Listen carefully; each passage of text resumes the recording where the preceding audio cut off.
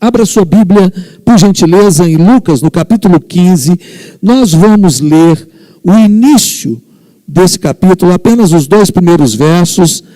Nesse capítulo de Lucas 15, nós encontramos 3 parábolas que Jesus conta,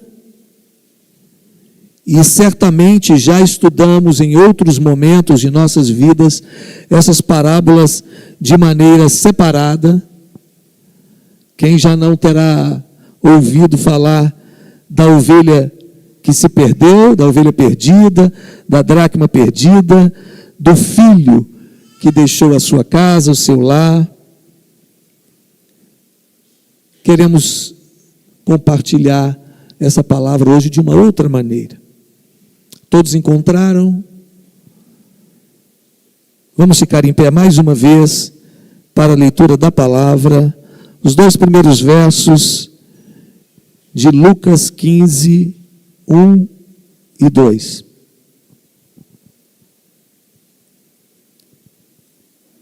Aproximavam-se de Jesus todos os publicanos e pecadores para o ouvir. E murmuravam os fariseus e os escribas, dizendo: este recebe pecadores e come com eles. Este recebe pecadores e come com eles. Quem é este que se assenta e come com pecadores? Feche seus olhos mais uma vez, vamos orar. Obrigado, Senhor, por Tua palavra. Permita que, refletindo na Tua palavra, Teu Espírito fale profundamente aos nossos corações, que o Senhor esteja agindo poderosamente em nossas vidas, aguçando os nossos ouvidos. Ó Deus querido, que os nossos corações sejam, sim, boa terra para as Tuas preciosas sementes. Queremos mais de Ti. Ajuda-nos, abençoa-nos. Te pedimos, Te agradecemos. Em nome de Jesus. Amém. Podem se assentar, queridos. Fazem alguns anos que uma revista de circulação nacional trouxe a matéria cujo título chamava atenção: Deus é pop. Aquela matéria mostrava que 60% dos filhos de pais ateus são cristãos e que 95% dos jovens brasileiros se dizem religiosos. Aliás, o jovem brasileiro se apresenta como o 3º mais religioso do mundo. Ser cristão em nosso país, diferentemente de em outros lugares, se tornou algo popular. Por isso, muitos podem pensar de uma maneira equivocada em que Deus seja pop, popular. Em nossa sociedade, já não há mais a ideia de o cristão como alguém fechado, quadrado, isolado. Ainda que hajam no nosso meio bolsões de perseguição, perseguições sutis, muito diferente do século passado, quando irmãos nossos em algumas cidades eram enxovalhados, recebiam toda sorte de objetos em suas cabeças quando estavam caminhando para um templo, para um culto como esse, por exemplo. Em muitos lugares, não poucos lugares, há intolerância religiosa, mas no nosso país, de um modo geral, não. Podemos carregar a nossa Bíblia, temos liberdade de vir à igreja, podemos andar pelas ruas. Ontem tivemos uma programação linda na praça, jovens se reuniram para compartilhar de Jesus. Você pode pensar que existem muitas igrejas à nossa volta, e cada uma delas pode oferecer alguma coisa para aqueles a quem desejam alcançar. E é verdade que em alguns lugares, não poucos, as ofertas são um tanto quanto estranhas. Há uma pergunta que pode pairar diante de tantas igrejas, de tanta religiosidade: o que poderia ser a verdadeira religião? Se buscarmos respostas nas Escrituras Sagradas, vamos encontrar respostas na palavra ou nas palavras de Jesus. Vamos encontrar a resposta na pessoa de Jesus.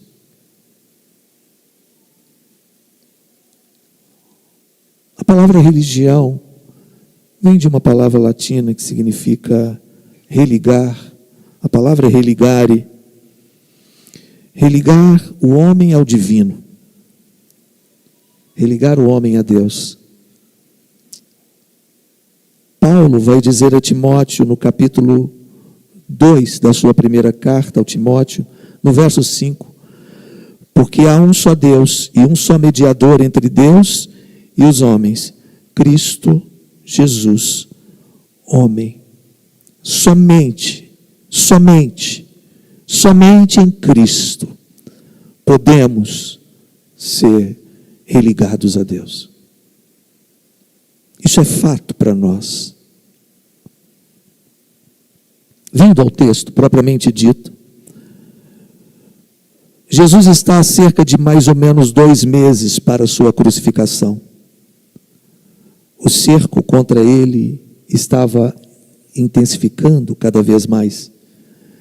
Ele já tinha se tornado conhecido, e as suas palavras e, sobretudo, algumas ações soavam como estranhas ao grupo religioso de sua época, ou aos grupos religiosos de sua época. O Sinédrio era uma espécie de Suprema Corte dos judeus, e eles haviam designado espiões para seguir Jesus. Onde Jesus estava, tinha um espião do Sinédrio. Atentos estavam a cada palavra, cada gesto, tentando de alguma maneira criar um ambiente desfavorável, quem sabe uma armadilha para prender Jesus. Eles acompanhavam seus passos, escutavam, observavam e informavam o que viam. Mas algo incomoda aqueles homens ao acompanhar Jesus no dia a dia, e é verdade sim que muitos daqueles religiosos se converteram a Jesus porque foram impactados pela vida de Jesus. Mas é fato que para estes havia um incômodo enorme, porque Jesus estava comendo com pecadores. O texto bíblico diz: assim todos os publicanos e pecadores estavam se reunindo para ouvi-lo, mas os fariseus e os mestres da lei o criticavam, dizendo: este homem recebe pecadores e come com eles. Comer para os judeus era um momento de intimidade, de comunhão. Jesus estava comendo com publicanos e pecadores. Aliás, ele já havia chamado um destes para segui-lo como discípulo. Ele passou na coletoria de impostos, encontrou Levi E o seu convite foi fulminante no coração de Levi. Alguns o conhecem como Mateus, escritor de um dos evangelhos. A visão de quem estava ao redor de Jesus era de que ele se colocava como padrão a ser seguido. Entretanto, paradoxalmente, comia com pessoas de comportamento contrário aos seus ensinos. Publicanos eram cobradores de impostos, pessoas odiadas pela sociedade local. Eles exploravam seus irmãos. Eram judeus que cobravam impostos dos judeus para encher os cofres de Roma. Aliás, recolher impostos devidos, mas para além cobrar taxas extras, o que fazia com que também enchessem as suas bolsas. Nada que acontecia naquela época é diferente dos dias atuais. É interessante notar que os homens,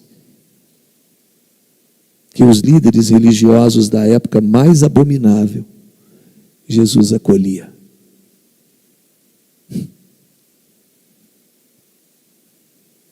Isto fez com que aqueles olheiros do Sinédrio ficassem extremamente revoltados contra Jesus.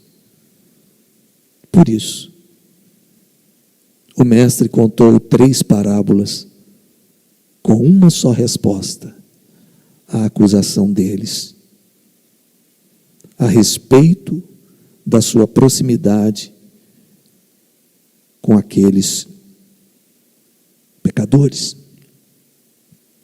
Dessa vez, Jesus não recorreu às Escrituras, mas experiências da vida diária, cotidiana. Jesus gostava de fazer isso também. Usar elementos simples da natureza para poder dar respostas diretas, para falar de valores do seu reino. Então, ele propôs as parábolas que nós costumamos estudar separadamente, e nada contra isso.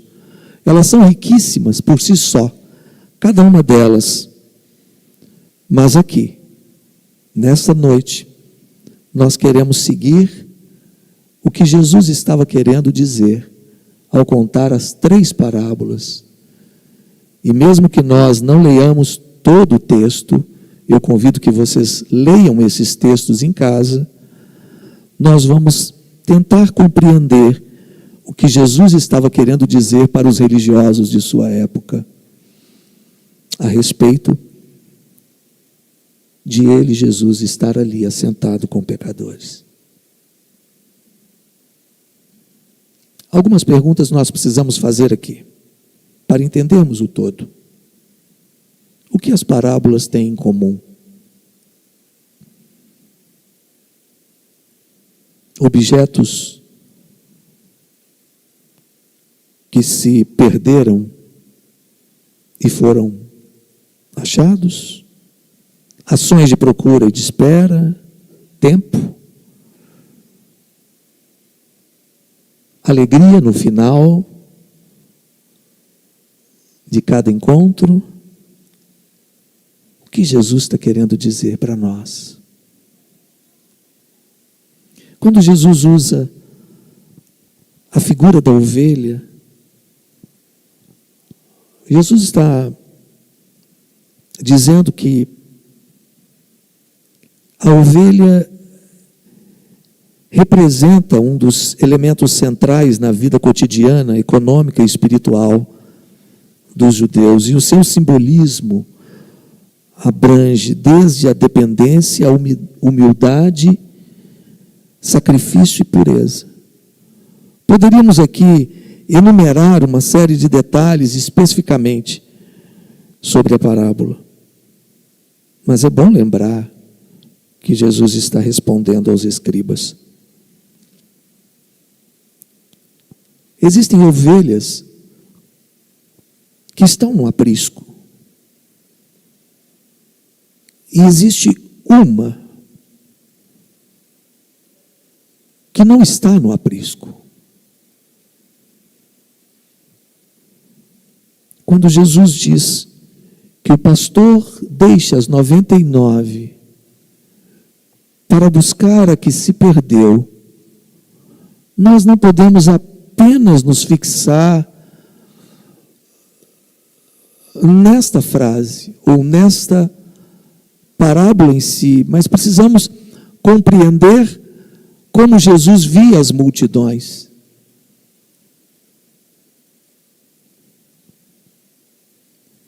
Em Mateus, no capítulo 9, verso 36, o texto diz: ao ver as multidões, Jesus se compadeceu delas, porque estavam aflitas e exaustas, como ovelhas que não têm pastor. Jesus está dizendo para os religiosos que Ele está ali, que Ele veio para poder alcançar aqueles que estão desgarrados, aqueles que estão perdidos e precisam de um pastor. Jesus vem para estes.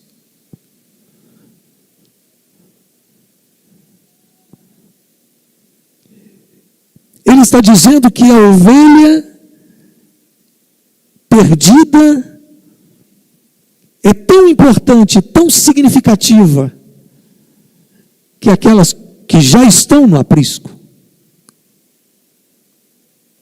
Interessante. Enquanto aqueles homens estavam ávidos para ouvir Jesus, os religiosos estavam murmurando.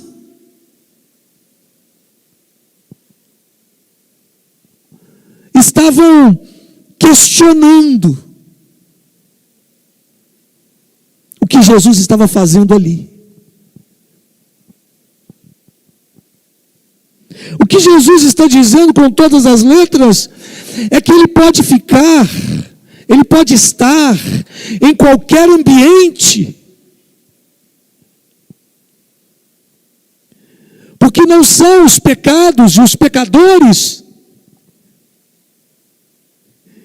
que o mudarão, senão Ele, a sua presença fará diferença na vida dos pecadores.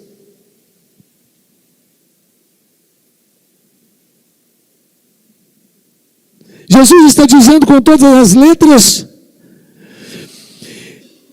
que não é a religião ou os religiosos que determinam aquilo que Ele, Jesus, enviado do Pai, fará pelo seu Espírito na vida de quem quer que seja. Você compreende?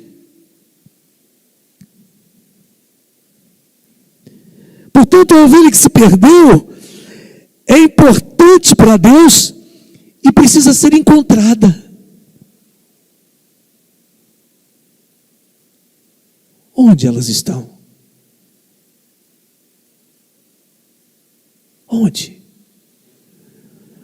Onde estão as ovelhas perdidas? Você sabe? Você as reconhece no seu dia a dia? Você consegue vê-las para além do que todos veem? Você consegue enxergar ovelhas para além dos rótulos que o mundo coloca sobre elas? Você consegue ver pessoas para além dos seus rótulos? Jesus está dizendo com todas as letras, publicanos, pecadores, não.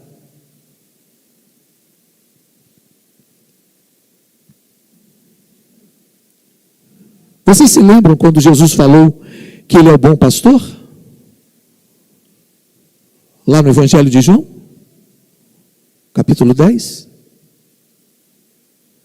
Ele disse: as minhas ovelhas ouvem a minha voz. Tem alguém naquela mesa ouvindo a voz de Jesus.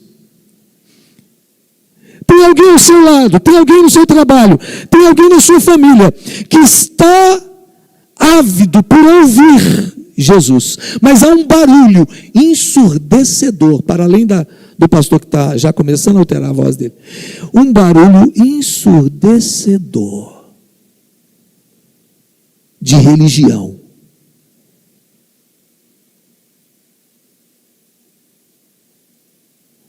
Que impede que as pessoas ouçam Jesus.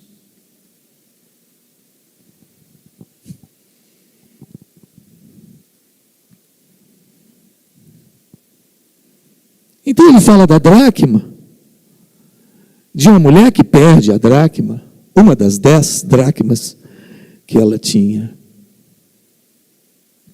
Como vocês podem ver, não estou entrando minuciosamente nas parábolas.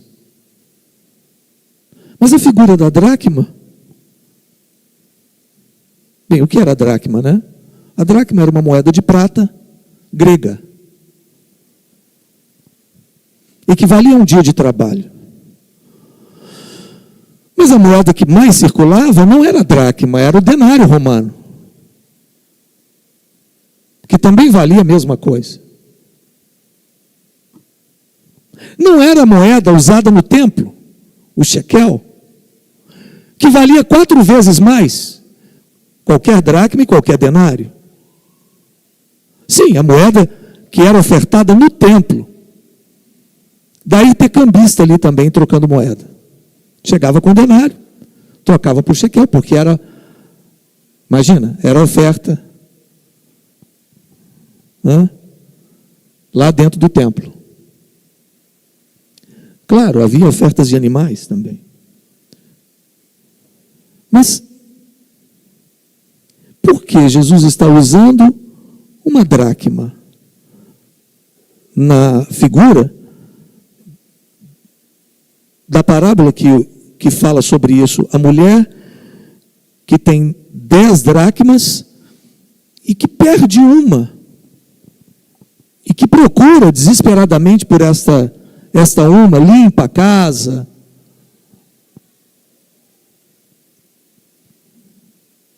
Interessante Jesus citar aqui uma mulher que está procurando a dracma,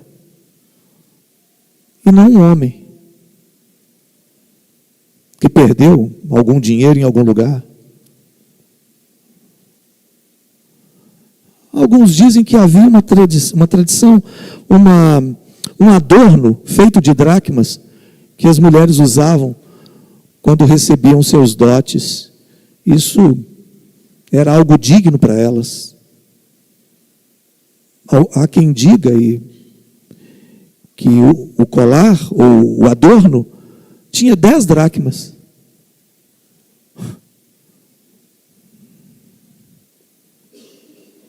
Todos nós somos indignos de estar diante de Deus.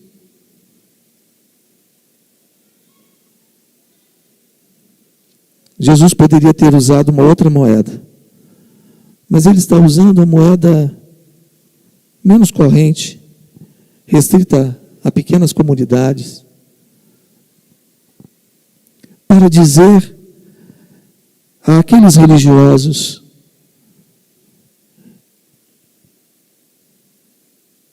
que aquilo que se perdeu tem valor para Deus e precisa ser achado por Ele.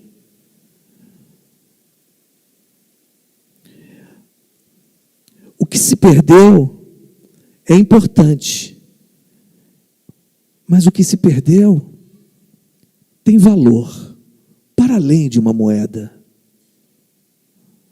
para além de uma moeda que se perdeu. Então poderíamos perguntar: onde elas estão?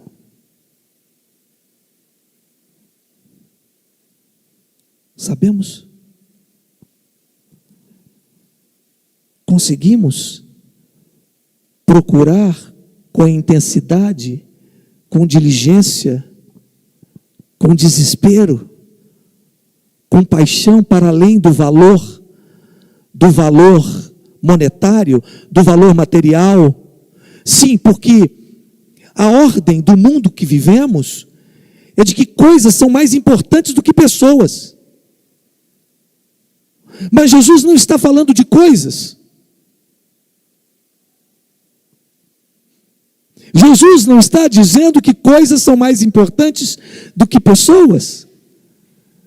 Pelo contrário, ele está dizendo que pessoas são mais importantes, têm mais valor do que as coisas, do que o dinheiro, do que aquilo que o dinheiro pode comprar. Porque tem coisas que o dinheiro não pode comprar.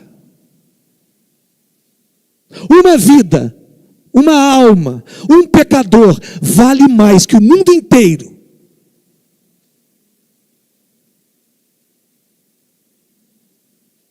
Você e eu valemos muito para Deus, mas existem centenas de milhares de pessoas que não entram num templo como este e que precisam dele e que são tão preciosos para ele quanto nós, quanto vocês, quanto eu.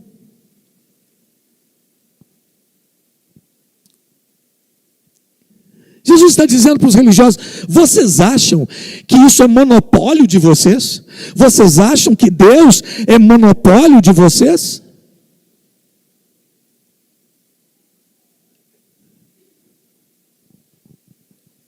É propriedade de vocês? Não, vocês é que são propriedades dele.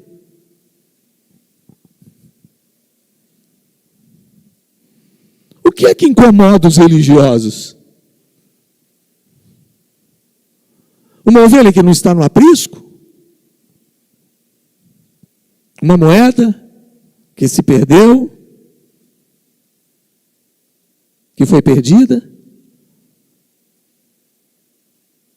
Então ele conclui a resposta falando de um filho que saiu de casa. Mas ele não fala que o filho que saiu de casa é o mais velho. Intencionalmente, ele traz a figura do mais moço deixando a casa. E por uma razão muito simples. O filho mais velho era importante. O filho mais velho tinha 2/3 da herança. Sobre o filho mais velho estava o legado de toda a família.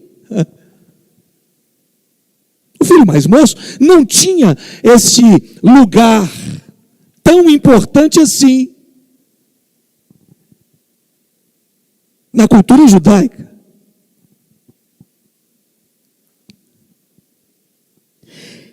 E, em contrapartida, sair de casa naquela circunstância era morrer para a família.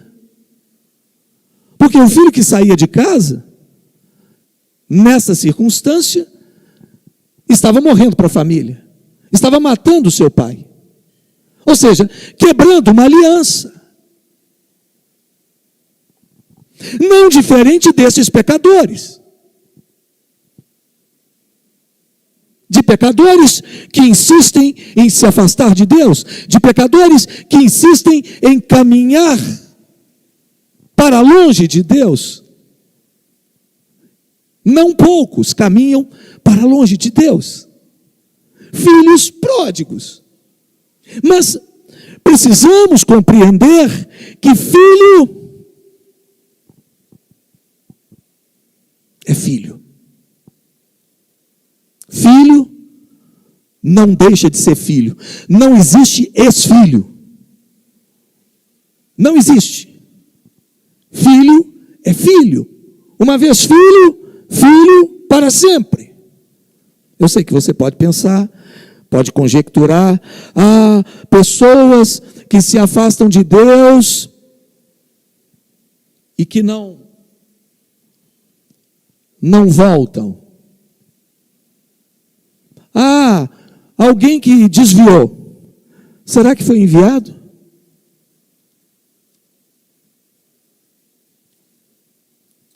Porque a nossa perspectiva é do que nós vemos. Nós vemos o exterior, nós não vemos o coração do homem. Nós não conseguimos perscrutar o coração de um homem, de uma mulher. Só o Senhor pode fazer isso. Só o Senhor vê você como ninguém. Então, o filho que abandona a casa, que sai de casa, que pede a herança do seu pai, está cortando completamente toda a ligação com o pai.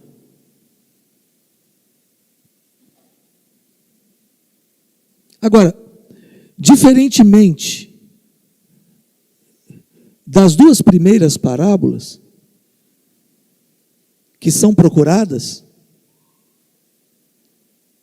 o filho não é.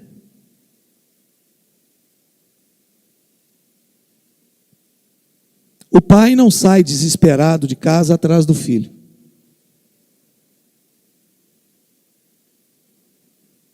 Ele fica lá, esperando que ele volte. Agora, o que vai incomodar não é a saída do filho, é a volta do filho. E é aqui que Jesus está respondendo aos religiosos. Ele está dizendo para eles: vocês não suportam se alegrar com pecadores que se arrependem.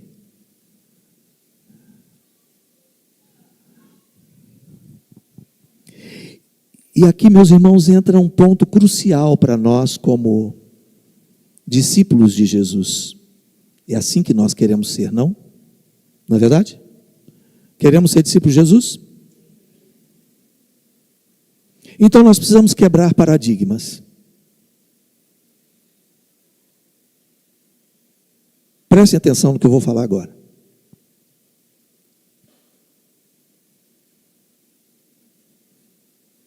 Por que que nossas ações em relação a determinadas pessoas, na sociedade em que vivemos, são controladas? São meticulosamente controladas. Qual é o nosso receio? Se eu estou aqui pregando e entra aqui uma mulher de índole duvidosa, alguns aqui de repente conheçam, e ela vem aqui e agarra os meus pés, qual é a primeira coisa que eu vou falar? Como eu vou me portar? Provavelmente eu vou tentar dizer para todos vocês: eu não tenho nada com ela, nada. Sei quem é. Eu vou tentar me justificar. Por quê?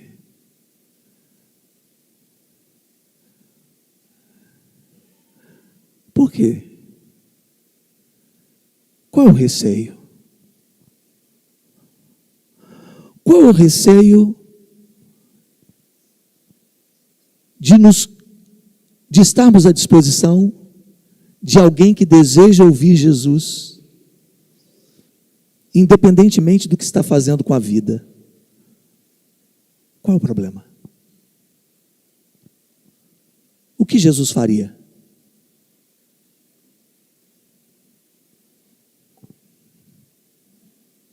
Você conhece algum homossexual? Você conhece alguma garota de programa? Conhece algum ladrão? Já ouviu falar? Conhece algum corrupto? Conhece alguém marginalizado pela sociedade? Aquele ali tem o rótulo de safado sem vergonha.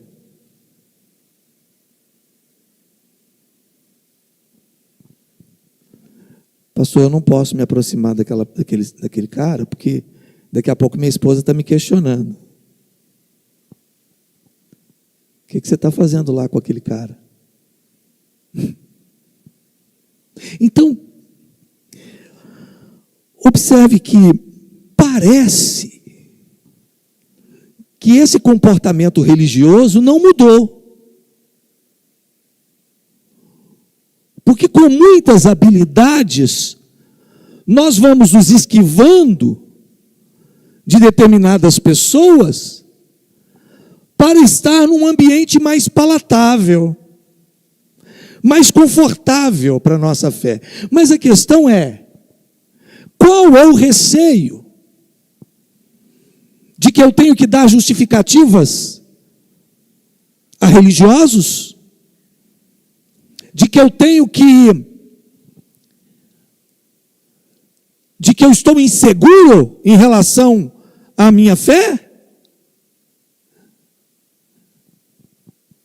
Será que eu estou pensando que posso ser contaminado?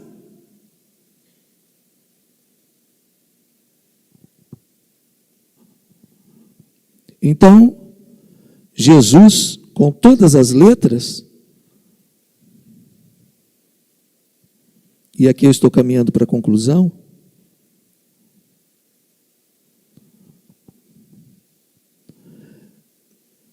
vai dizer, você consegue enxergar um filho de Deus por trás de um pecador? Hoje pela manhã nós ouvimos, somos pecadores, alcançados pela graça, mas pecadores. Estamos seguindo a Jesus? Sim, mas Ele está retirando de nós muitas coisas, que Ele vai retirando pelo seu Espírito, e nós vamos permitindo e vamos andando na presença dEle, ok, mas isso não me faz superior aos demais. Isso não me dá o direito de subir em algum lugar mais sagrado e apontar para os demais como pecadores, como qualquer outra coisa, senão como gente importante para Deus, gente que vale muito para Deus, gente que pode ser filho de Deus na medida em que aceita o Filho, e pelo Filho pode ser trazido para casa.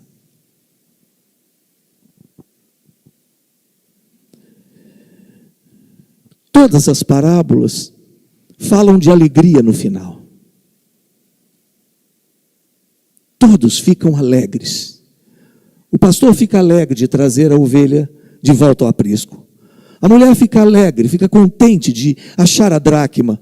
O pai nem se fala, ele não cabe em si. Ele não cabe em si. Sabe por quê?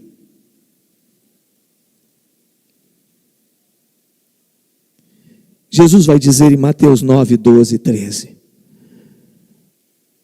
os sãos não precisam de médico, e sim os doentes. Vão e aprendam o que significa quero misericórdia e não sacrifício, pois não vim chamar justos, e sim pecadores. Você compreende? Jesus está criticando a autossuficiência religiosa, ao dizer que não veio para justos, não veio para formatados, não veio para bonzinhos. Não que não devamos ser bons, precisamos ser bons, precisamos agir com bondade, mas Jesus está dizendo também que Ele acolhe com graça e demonstra que a graça de Deus não é para um grupo seleto, mas para aqueles que reconhecem, que se veem pecadores, que necessitam de perdão, que estão dispostos a serem transformados.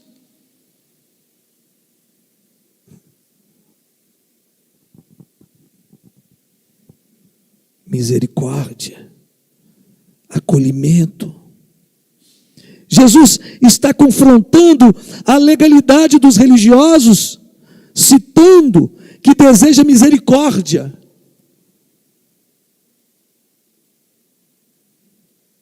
Falando que é mais importante a salvação dos perdidos do que as tradições cerimoniais. Jesus está dizendo: eu estou aqui.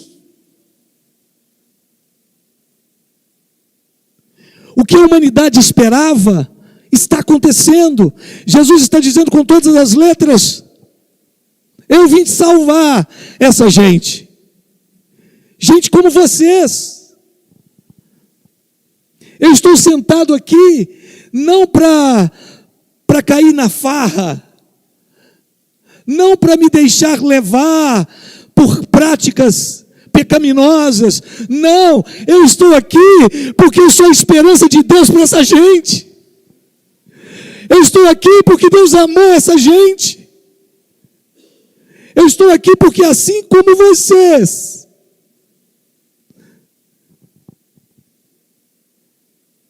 eu amo também eles. Qual é o problema? Qual é o nosso problema? Qual é o problema da igreja? Jesus nos ensina que nós devemos nos alegrar. Me recordo de uma experiência que tive uma vez, quando alguém que aprontou, mas aprontou, sumiu, depois voltou. Quando voltou, eu estava feliz, tinha algumas pessoas felizes, aí eu olhei para a cara de alguns, estavam ali desacreditados, desacreditando, né? E tristes. Como assim? Aprontou e agora volta? Conversa de filho mais velho. Conversa de alguém que não compreendeu que a graça do Senhor, ela é ampla, ela é gigante, do tamanho do próprio Deus.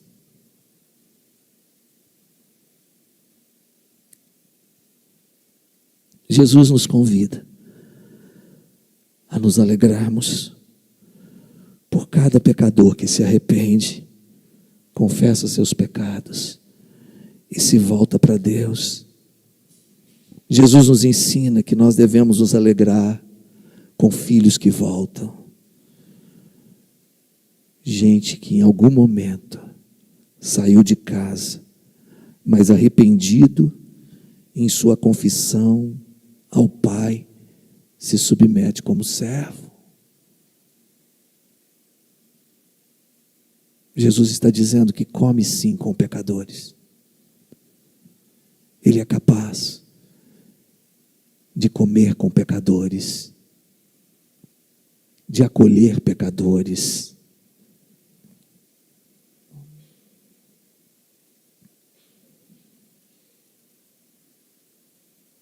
Isso pode parecer tão complicado. E talvez seja mesmo. Dentro de tudo aquilo que nós entendemos da religião e da nossa religiosidade. Mas o Senhor nos convida a caminharmos com Jesus,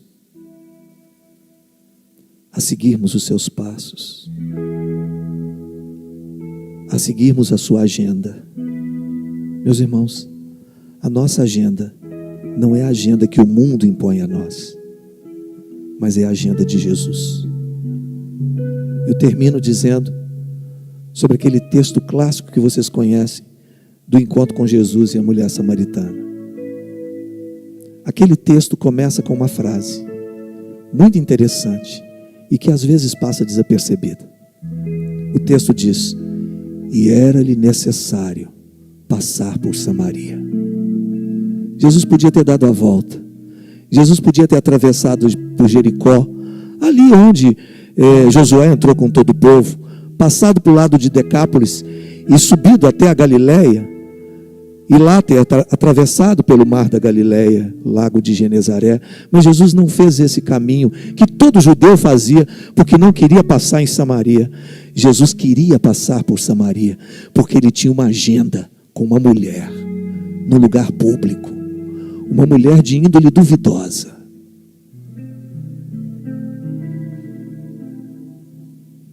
Jesus foi lá falar com ela. Sabe, tem alguém precisando encontrar com Jesus em algum lugar da cidade, e nós precisamos ver, ter a compaixão de Jesus e enxergar ovelhas que se perdem, moedas que se vão, mas gente que sai de casa, gente que está perdida, gente que acha que liberdade é fazer qualquer coisa, é fazer tudo, é ficar solto por aí no mundo. Não é, não é. Então, tanto indo atrás de inocentes, de gente que não conhece Jesus, e tanto ficando em casa para receber aqueles que se revoltaram e frustrados foram embora. Não importa se vamos ou se esperamos, nós precisamos nos alegrar, porque foi assim conosco. Feche os seus olhos, vamos orar.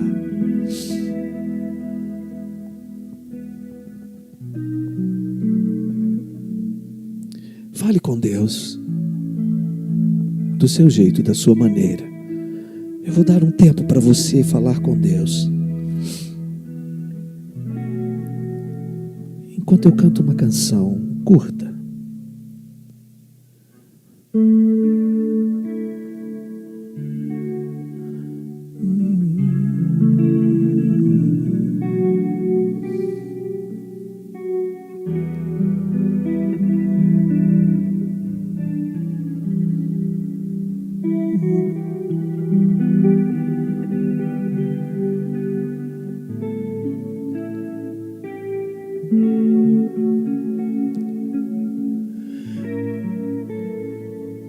Quebra minha vida e faz-a de novo. Eu quero ser, eu quero ser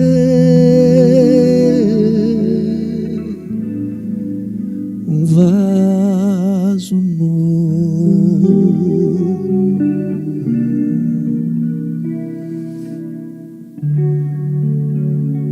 Eu quero ser, Senhor, um vaso novo que se deixa encher pelo Teu Espírito Santo, que se deixa encher pelo Teu amor incondicional,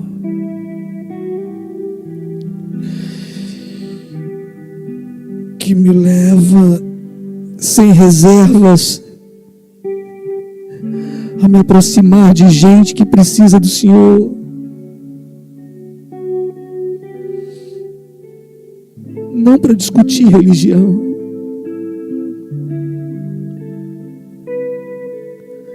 apenas para falar de Jesus e somente de Jesus. Abençoa os meus irmãos aqui presentes, Senhor. Abençoa cada um deles. E que o amor do Senhor que está sobre eles seja abundante na vida de todos quantos estão à sua volta, de todos quantos se aproximam e desejam aprender mais de Ti, e desejam mais do Senhor, e se que reconheçam pecadores e reconhecendo pecadores, se arrependam diante do Senhor. Senhor, em nome de Jesus, abençoa cada um dos meus irmãos aqui.